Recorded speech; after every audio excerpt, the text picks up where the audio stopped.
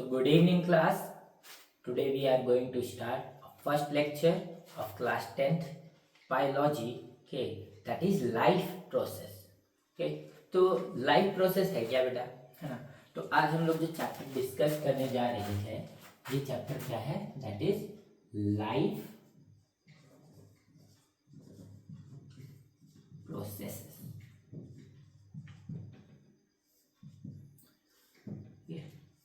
Life processes है क्या।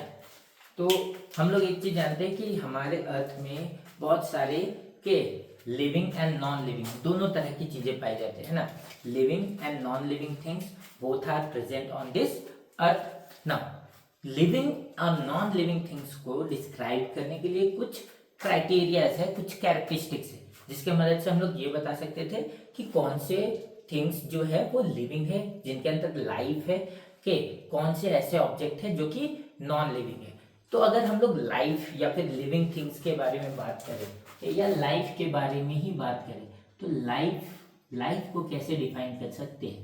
तो एनी सिस्टम, है ना, any system which can move, which can reproduce, which can excrete, which can perform metabolic reactions are said to be living.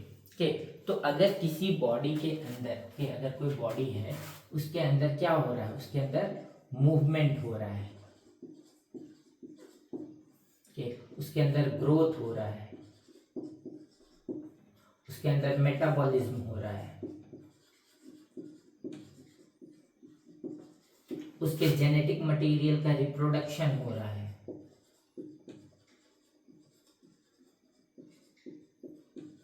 तब हम लोग उस चीज को क्या बोलते हैं, that the object is alive और दैट ऑब्जेक्ट और दैट सिस्टम हैज लाइफ। ठीक है, उस सिस्टम के अंदर क्या है, लाइफ है।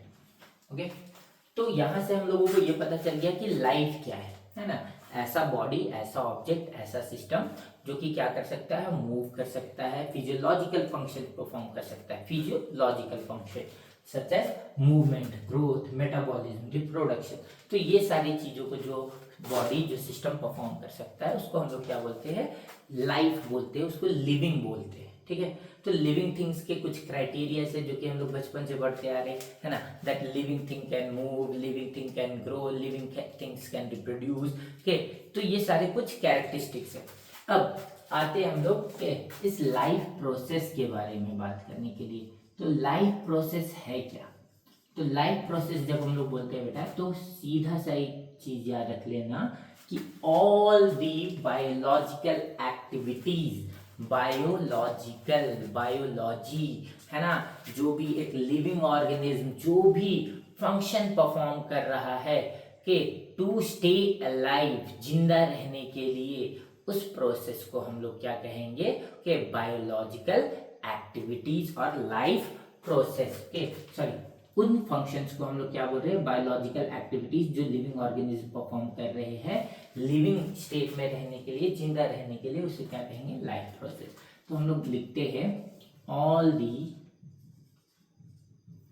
Biological activities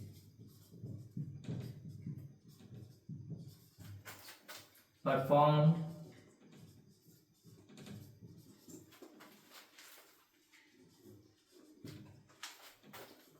by a living organism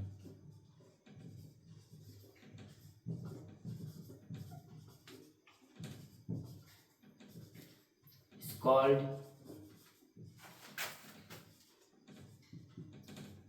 life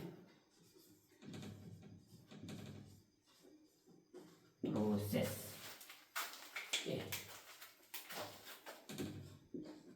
called life process.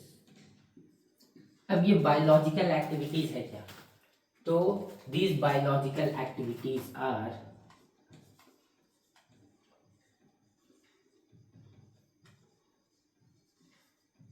क्या क्या चीज करते हैं हम जिंदा रहने के लिए, क्या क्या फंक्शंस हमारा बॉडी परफॉर्म करता है जिंदा रहने के लिए। दीज बायोलॉजिकल फंक्शंस आर, सबसे पहले बेटा आता है हमारा ओके, न्यूट्रिशन,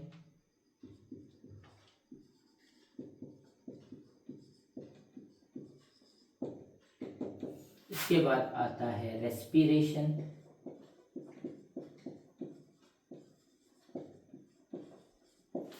इसके बाद आता है एक्सक्रीशन,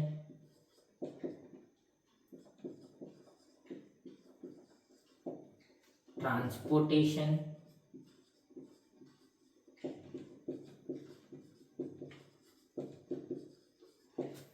रिप्रोडक्शन,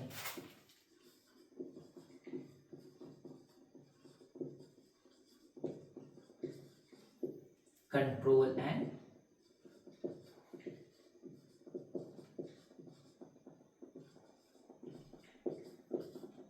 कोऑर्डिनेशन, है ना। सो ये सारे फंक्शंस एक लिविंग ऑर्गेनिज्म परफॉर्म करता है और यही सारे बायोलॉजिकल एक्टिविटीज जो है एक लिविंग ऑर्गेनिज्म को जिंदा रखने के लिए मदद करता है, ठीक है। अब न्यूट्रिशन क्या है बेटा? न्यूट्रिशन अगर हम लोग बोल रहे हैं, जब न्यूट्रिशन बोलते हैं तो what is nutrition? Nutrition, it is the simply the way of intake and utilization of nutrients, है ना। So it is the process of intake and utilization. अब ये इनटेक और यूटिलाइजेशन है, हो सकता है कि कुछ इनऑर्गेनिक सब्सटेंसेस को ऑर्गेनिज्म अपने बॉडी के अंदर इनटेक कर रहा है, उसे यूटिलाइज कर रहा हो, है ना। और फिर क्या हो सकता है कि कोई ऑर्गेनिक कंपाउंड को अपने बॉडी के अंदर इनटेक कर रहा है और उस इनऑर्गेनिक मटेरियल्स को ब्रेक करके उससे अपने बॉडी के अंदर बहुत सारे फंक्शंस को वो परफॉर्म कर रहा है। देन रेस्पिरेशन, तो रेस्पिरेशन बेसिकली रेस्पिरेशन वो प्रोसेस है जिससे एब्जॉर्ब फूड से हम लोग क्या करते हैं, एनर्जी निकालते हैं, ओके। सो रिलीज ऑफ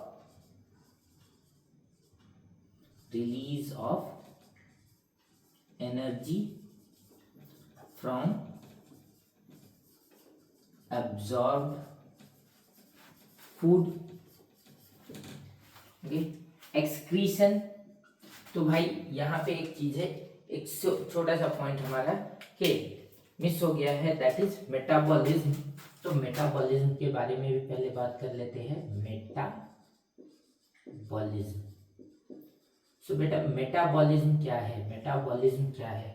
तो metabolism is various chemical reaction, है ना। Various chemical reactions,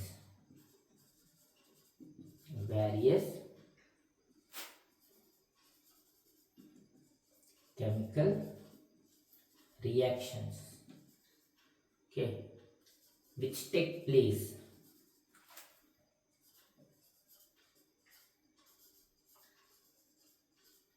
within the organism body।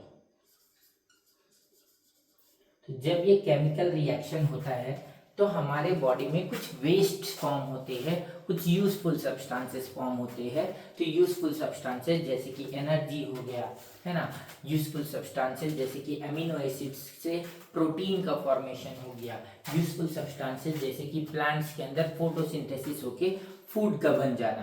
तो जो भी केमिकल एक्टिविटीज हो रहा है एक लिविंग ऑर्गेनिज्म के अंदर, उसमें यूजफुल प्रोडक्ट्स भी फॉर्म होते हैं और साथ साथ में कुछ हार्मफुल प्रोडक्ट, टॉक्सिक सब्सटेंसेस भी, है ना, जहरीले पदार्थ भी फॉर्म होते हैं जो कि उस ऑर्गेनिज्म के बॉडी के सेल्स को, टिश्यूज को डैमेज करेंगे।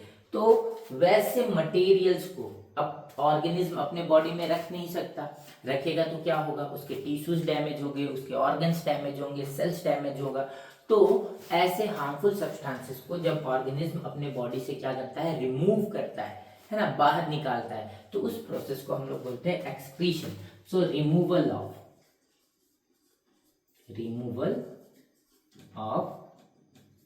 Nitrogenous waste, removal of nitrogenous waste. So जब कोई ऑर्गेनिज्म अपने बॉडी से नाइट्रोजनस वेस्ट को रिमूव करता है, तब उस प्रोसेस को हम लोग क्या बोलते हैं, एक्सक्रीशन बोलते हैं। ठीक है। अब ये जो नाइट्रोजनस वेस्ट है जनरली ये ऑर्गेनिजम्स के बॉडी में फॉर्म होता है के अमोनिया के फॉर्म में के दैट इज NH3। देन बाद में डिपेंड करता है उस ऑर्गेनिज्म का हैबिटेट, और उस हैबिटेट के अकॉर्डिंगली ये अमोनिया या तो यूरिया या फिर यूरिक एसिड में चेंज होता है बेटा। ओके, देन एक प्रोसेस है ट्रांसपोर्टेशन। जब हमारे बॉडी में फूड एब्जॉर्ब होता है तो एब्जॉर्ब होने के बाद हमारे बॉडी में उस फूड को बॉडी के अलग अलग सेल्स तक पहुंचाना है।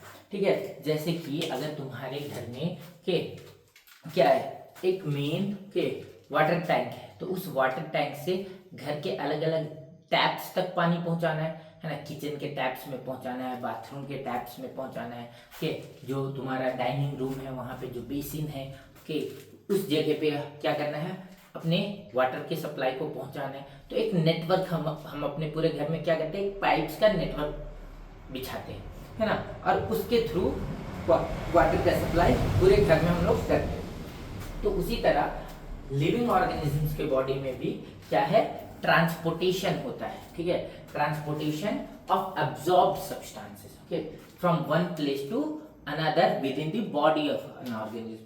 सो मूवमेंट ऑफ सब्सटेंसेस, ट्रांसपोर्टेशन के अंदर हम लोग क्या पढ़ेंगे, मूवमेंट ऑफ सब्सटेंसेस, है ना, चीजों को एक जगह से दूसरी जगह लेके जाना। रिप्रोडक्शन बेटा प्रोडक्शन, है ना, री का मतलब क्या होता है फिर से, एंड प्रोडक्शन का मतलब बनाना। तो जब हम लोग किसी चीज को फिर से बनाते हैं उस प्रोसेस को क्या कहते हैं, रिप्रोडक्शन कहते हैं। तो रिप्रोडक्शन, है ना, so production of young ones के प्रोडक्शन ऑफ यंग वंस, जो कि हमारे ही जैसे दिखने वाले होते हैं, है ना। जो भी ऑर्गेनिज्म रिप्रोड्यूस करता है वो अपने ही जैसा दिखने वाला एक नए ऑर्गेनिज्म का फॉर्मेशन करता है। ठीक है, देन कंट्रोल एंड कोऑर्डिनेशन।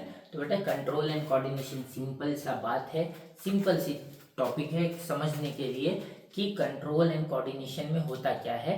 तो कंट्रोल एंड कोऑर्डिनेशन को सिंपल से समझ लो कि हम जब अपने इन्वायरमेंट में होने वाले चेंजेस को तरफ रिस्पॉन्स करते हैं, है ना, हम अपने एनवायरनमेंट में होने वाले चेंजेस की तरफ जब रिस्पॉन्स करते हैं तो हमारे बॉडी में क्या होता है, हम एक स्टिमुली को देखते हैं। ठीक है, जो चेंजेस हो रहा है उस चेंजेस को एक टर्म दे दिया गया है, क्या कहा गया है, स्टिमुली कहा गया है। तो स्टिमुली की तरफ जब हम रिस्पॉन्स करते हैं तो उस रिस्पॉन्स को ही क्या कहा जाएगा, कोऑर्डिनेशन, कंट्रोल एंड कोऑर्डिनेशन कहा जाएगा, जिसमें हमारा नर्वस सिस्टम पार्टिसिपेट करेगा। ठीक है, तो ये सारी चीजों को हम लोगों को डिस्कस करना है बेटा आज के इस चैप्टर में। तो सबसे पहले हम लोग स्टार्ट करेंगे कहाँ से, we will start from the topic nutrition. Okay, we will start from the topic nutrition. Okay, तो स्टार्ट करते हैं बेटा।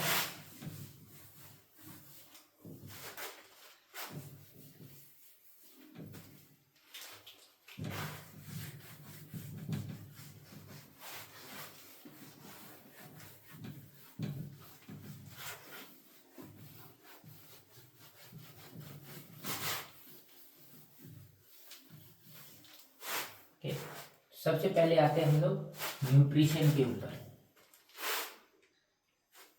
Nutrition,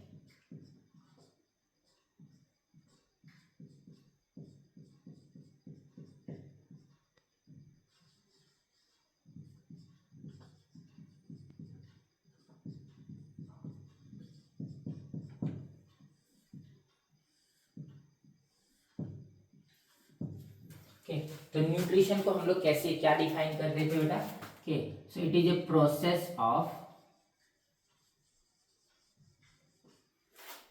it is a process of, it is a process of intake and utilization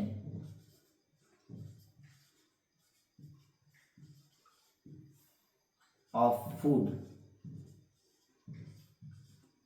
intake and utilization of food। तो जो process है जिसमें food का intake किया जाता है उसको अपने बॉडी के अंदर लेके और उसको फिर यूटिलाइज करना मतलब भाई के यूज करना, उसका इस्तेमाल करना, है ना, उस प्रोसेस को हम लोग क्या बोलेंगे, न्यूट्रिशन बोलेंगे। ओके, अब ये जो फूड है, ओके, तो फूड के अंदर तो बहुत सारे कंपोनेंट्स है। सो अगर हम लोग बात करें कंपोनेंट्स ऑफ फूड, है ना, कि फूड क्या क्या चीजों से मिलके बना हुआ है, तो कंपोनेंट ऑफ फूड, तो जो फूड के कंपोनेंट्स है उसके लिए एक टर्म यूज करते हैं हम लोग और उस टर्म को बोलते हैं न्यूट्रिएंट्स।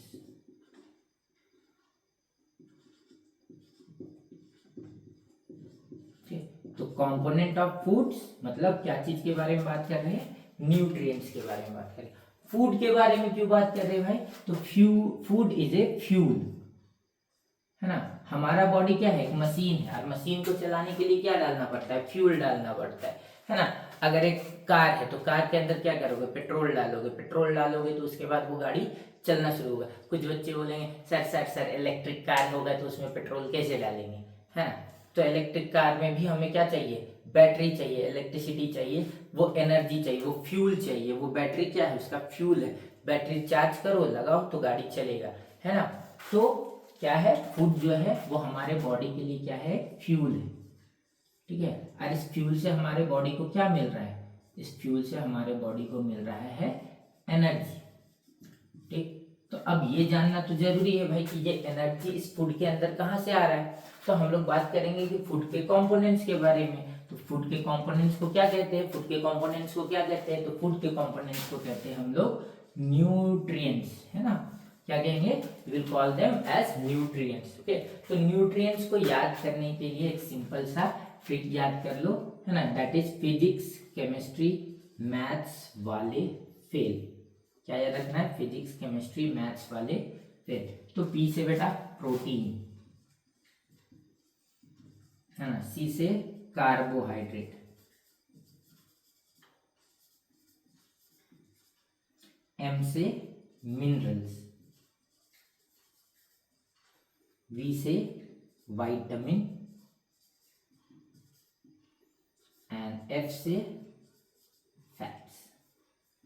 अब इन सभी का कुछ स्पेसिफिक फंक्शन है हमारे बॉडी में। प्रोटीन बेटा हमारे बॉडी को मसल्स बिल्डिंग में हेल्प करता है, कार्बोहाइड्रेट ये हमारे बॉडी में एनर्जी प्रोवाइड कराता है, मिनरल्स हमारे बॉडी में बहुत सारे केमिकल रिएक्शंस में एज ए कैटलिस्ट वर्क करते हैं, बहुत सारी जगह पे ट्रांसपोर्टेशन में मदद करते हैं, है ना। हमारे बोन्स को कैल्शियम, है ना, कैल्शियम भी क्या एक मिनरल है, तो हमारे बोन्स को क्या करता है, स्ट्रेंथ प्रोवाइड करता है। कैल्शियम का और भी यूज है, कैल्शियम हमारे के न्यूरोमस्कुलर जंक्शन सिनैप्स के पास, है ना बेटा, जब एक न्यूरॉन से दूसरे न्यूरॉन तक इंफॉर्मेशन कंडक्ट हो रहा होता है उस वक्त कैल्शियम जो है वो एसिटाइल कोलिन को रिलीज कराने में मदद करता है कि देन विटामिन हमारे बॉडी के इम्यून सिस्टम को स्ट्रांग करता है, और फैट्स हमारे बॉडी का एक रिजर्व सोर्स है, ठीक है। तो सबके फंक्शंस भी है, तो ये हमारे बॉडी में के मसल्स बिल्डिंग में मदद करता है, के मसल्स को बिल्ड करने में मदद करता है। तभी तो जब जिम जाते हैं तो क्या कहा जाता है, प्रोटीन खाओ, एग्स खाओ, है ना। तो प्रोटीन मसल बिल्डिंग में मदद करता है, मसल रिपेयरमेंट में मदद करता है। Carbohydrate these are the source of energy, है ना, these are the source of energy के। मिनरल्स हमारे बॉडी में बहुत सारे के रिएक्शंस एंड के ट्रांसपोर्टेशंस में मदद करता है, तो it helps in various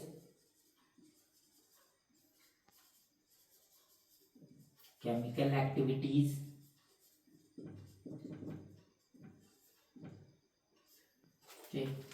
vitamin ये हमारे बॉडी के इम्यूनिटी को बढ़ाता है, और फैट्स ये जो है हमारे बॉडी का रिजर्व्ड के एनर्जी है। हमारे बॉडी में जो भी ग्लूकोज एक्सेस हो जाता है, ज्यादा हो जाता है, तो हमारा बॉडी उस एक्सेस ग्लूकोज को क्या चीज में स्टोर कर लेता है, इन ए फॉर्म ऑफ फैट्स, ठीक है। अब अगर बात करें हम लोग न्यूट्रिशन के बारे में, तो न्यूट्रिशन जो है अलग अलग ऑर्गेनिज्म के अंदर अलग अलग मेथड से न्यूट्रिशन होता है।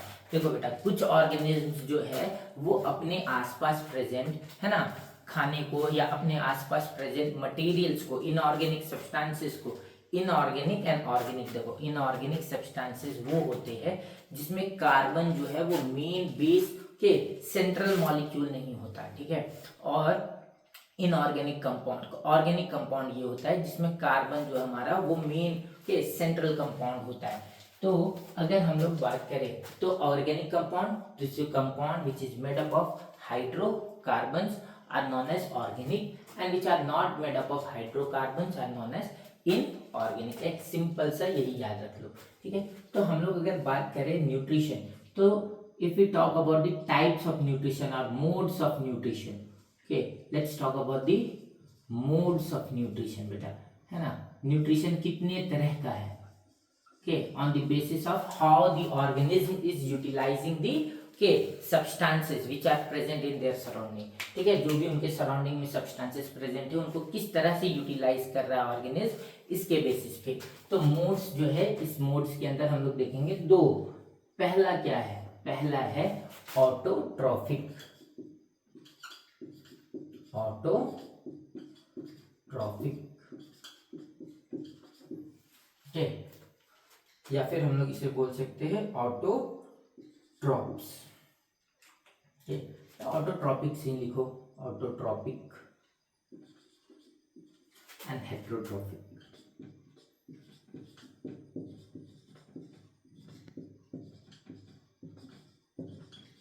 ऑटोट्रॉपिक न्यूट्रिशन हो गया बेटा एक, और एक हो गया हेटेरोट्रॉपिक। ऑटो का मतलब क्या होता है, ऑटो, ऑटो है ना, वही ऑटो है। ऑटो, ऑटो का मतलब है बेटा सेल्फ, ऑटो का मतलब क्या होता है, सेल्फ, ठीक है। एंड ट्रॉफिक का मतलब होता है नरिशमेंट। क्या होगा ट्रॉफिक का मतलब, ट्रॉफिक का मतलब हो जाएगा बेटा नरिशमेंट। सो ऐसे ऑर्गेनिज्म जो अपने से खुद से अपना नरिशमेंट कर सकते हैं, है ना, वो किसी दूसरे ऑर्गेनिज्म पे डिपेंडेंट नहीं है अपने न्यूट्रिएंट्स के लिए, वो खुद से अपना न्यूट्रिएंट बना रहे, खा रहे, उससे एनर्जी यूटिलाइज कर रहे, ठीक है। तो ऐसे ऑर्गेनिज्म को हम लोग क्या बोलेंगे, ऑटोट्रॉपिक, है ना। या ऐसे मोड ऑफ न्यूट्रिशन को क्या कहेंगे, ऑटोट्रॉपिक न्यूट्रिशन। और जो organism, those organism which are performing this autotrophic nutrition, okay, those organisms which are performing this autotrophic nutrition, so those organisms will be known as, okay, so organisms will be known as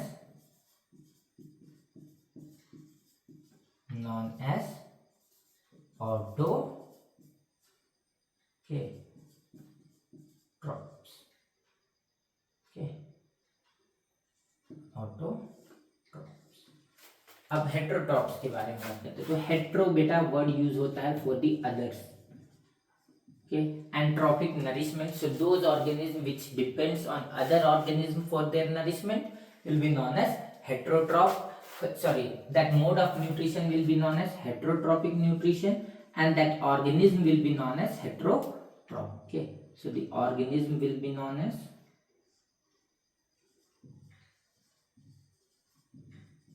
organisms will be known as heterotrophs, ठीक है। Autotrophs and heterotrophs. अब बेटा बात करते हैं autotrophs. Autotrophs जो है वो दो तरह के ऑटोट्रॉप्स होते हैं, ठीक है। अगर ऑटोट्रॉप्स के बारे में हम लोग बात कर रहे हैं, so there are two type of autotrophs. पहला ऑटोट्रॉपिक न्यूट्रिशन होता है photo autotrophic nutrition, okay, that is photo autotrophic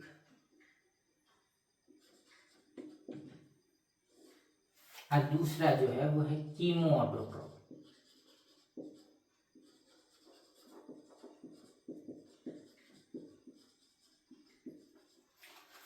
photo autotrophic and chemo autotrophic. Chemo word use किस चीज के लिए करते हैं, एंड फोटो वर्ड किस चीज के लिए यूज किया जाता है।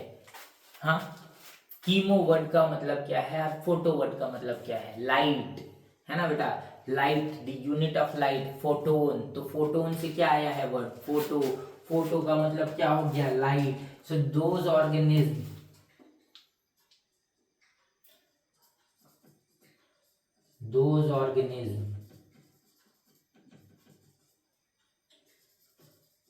which can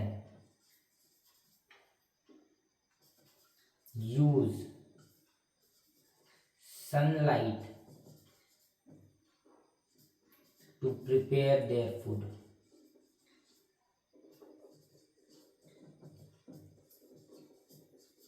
are known as photoautotropic।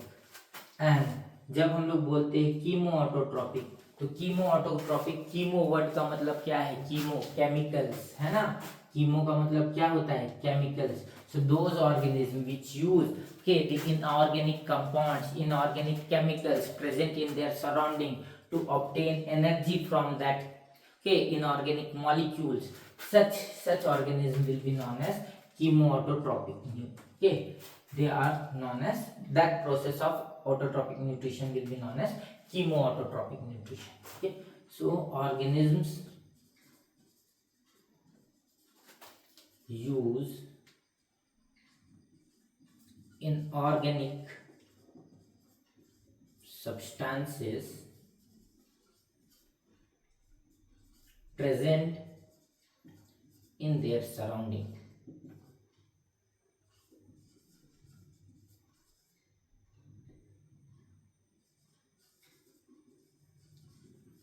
to obtain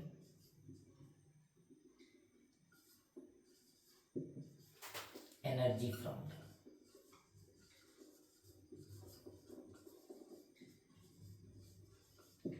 so ऐसे ऑर्गेनिज्म को हम लोग बोलेंगे कीमो ऑटोट्रॉप्स।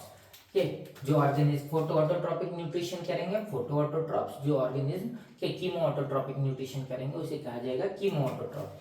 एग्जांपल्स है बेटा, सिंपल सिंपल से एग्जांपल्स है कि फोटो ऑटोट्रॉप्स के अंदर एग्जांपल्स हम लोग ले लेंगे। फोटो ऑटोट्रॉप्स का एग्जांपल्स क्या है, प्लांट्स है बेटा है ना, प्लांट्स है, ब्लू ग्रीन एल्गी है।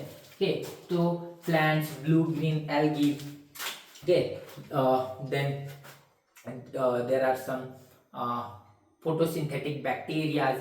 तो ऐसे ऑर्गेनिज्म जो है कि जो अपना खाना खुद से बनाते हैं, जिनके अंदर के एक स्पेशल पिगमेंट होता है, के that pigment is known as chlorophyll ना, तो वो ऑर्गेनिज्म क्या कहलाएंगे photo autotrophs. Chemo autotrophs, chemo autotrophs के अंदर हम लोग बेटा बात करेंगे नाइट्रोसोमोनास, सल्फर बैक्टीरिया है ना, तो सल्फर बैक्टीरिया है, नाइट्रोसोमोनास है, के नाइट्रोजन फिक्सिटिंग बैक्टीरियाज है। तो ऐसे बैक्टीरियाज, ऐसे ऑर्गेनिज्म क्या कहलाएंगे कीमो ऑटोट्रॉप्स। ओके, अब यहाँ पे इनके एग्जांपल्स को याद रखना बेटा।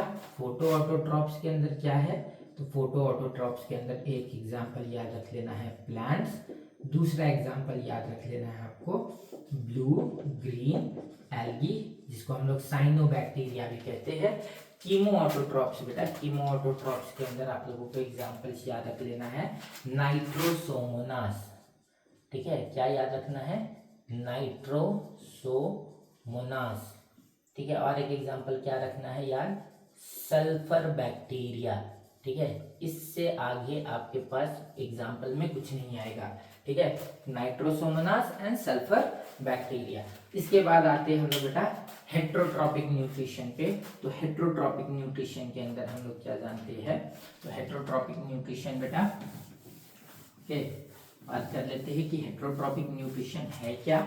तो हेट्रोट्रॉपिक जब ऑर्गेनिज्म दूसरे पे डिपेंडेंट हो ना, अलग एक दूसरे ऑर्गेनिज्म के ऊपर डिपेंडेंट हो अपने फूड के लिए। तो हेट्रोट्रॉपिक न्यूट्रिशन के अंदर हम लोग बात करेंगे बेटा कि सबसे पहला जो एक मोड ऑफ न्यूट्रिशन है दैट इज के पैरासाइटिक।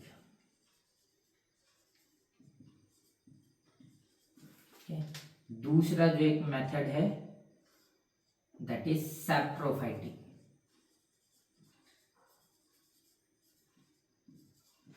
तीसरा जो एक मेथड है दैट इज होलोजोइक। चौथा जो एक मेथड है जिसको हम लोग बोलते हैं सिम्बायोटिक। तो बेटा parasitic, saprophytic, holozoic and symbiotic, ये 4 तरह के हेट्रोट्रॉपिक न्यूट्रिशन है।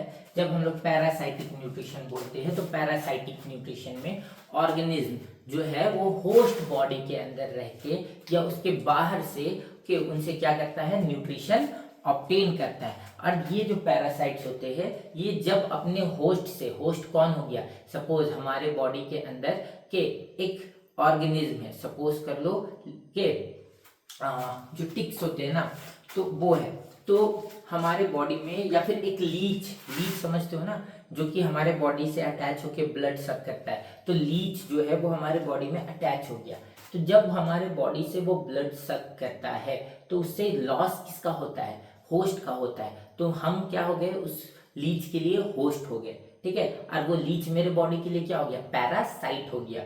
तो यहाँ पे पैरासाइटिक न्यूट्रिशन के देन सैप्रोफाइटिक न्यूट्रिशन। बेटा सैप्रोफाइटिक न्यूट्रिशन जब कोई ऑर्गेनिज्म अपना nutrition dead and decaying matter से ऑब्टेन करता है। डेड एंड डिकेइंग मैटर से जब कोई ऑर्गेनिज्म अपना फूड ऑब्टेन करता है, जब कोई ऑर्गेनिज्म मर गया है या फिर सड़ रहा है, तो उससे जब अपना न्यूट्रिशन ऑब्टेन करेंगे तब उसे कहेंगे सैप्रोफाइटिक। जैसे कि फंजाई, देखो फंजाई कहाँ पे ग्रो करता है, फंजाई हमेशा देखना कि किस जगह पे ग्रो करेगा, जो डैम्प्स है ना, जो सैडी प्लेसेस होता है जहाँ पे कोई प्लांट्स, या फिर मशरूम है ना, मशरूम का एक एग्जांपल ले लेते हैं। तो मशरूम क्या करता है, वो के जो प्लांट्स के पार्ट्स के डिके हो रहे होते हैं उस जगह पे ग्रो करता है। तो ऐसा न्यूट्रिशन जो होता है वो सैप्रोफाइटिक न्यूट्रिशन होता है। इसमें एक्स्ट्रा सेल्यूलर डाइजेशन होता है बेटा। सैप्रोफाइटिक न्यूट्रिशन के अंदर एक्स्ट्रा, हम लोग इन सभी चीजों को डिस्कस करेंगे। Okay, then holozoic, word holo, holo का मतलब होता है कंप्लीट, होल।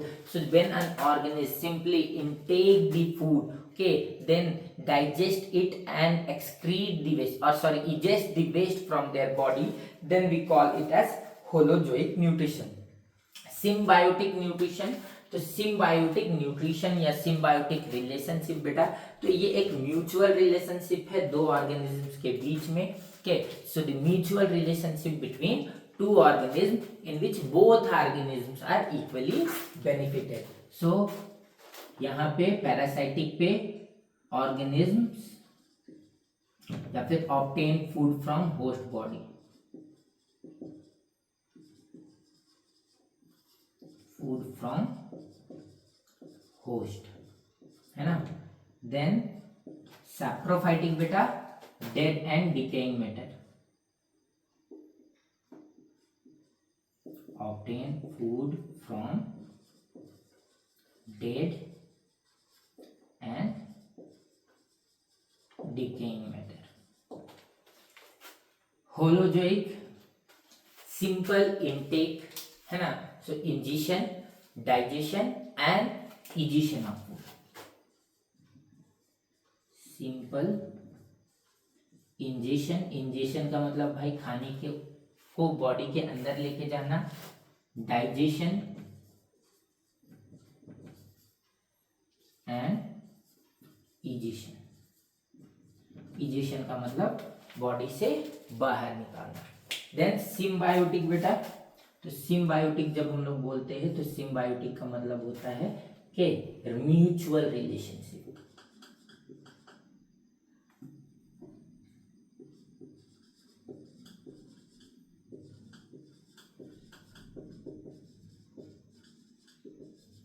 या फिर बोल सकते हैं बोथ ऑर्गेनिज्म के are equally benefited. So it is a mutual relationship between two organisms and both organisms are equally benefited.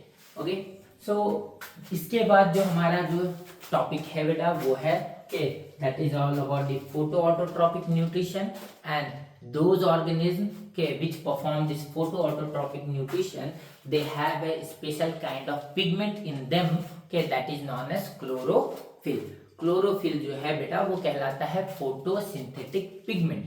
और जब ये फोटो ऑटोट्रॉप्स जो अपना फूड प्रिपेयर करते हैं उस फूड प्रिपरेशन के टाइम पे वो केमिकल, वो पिगमेंट यूज होता है टू ट्रैप दी सनलाइट। और जब इस पूरे प्रोसेस को हम लोग डिस्कस करेंगे तो इस प्रोसेस को एक टर्म देंगे दैट इज कॉल्ड फोटोसिंथेसिस।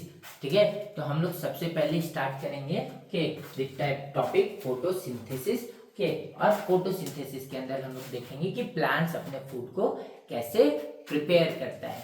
तो तब तक के लिए बेटा के thank you, have a good day, और ऐसे ही मस्त से जुड़े रहो और अच्छे से अपने 10th के बायोलॉजी को और स्ट्रांग बनाते रहो। Okay, have a good day, bye, thank you.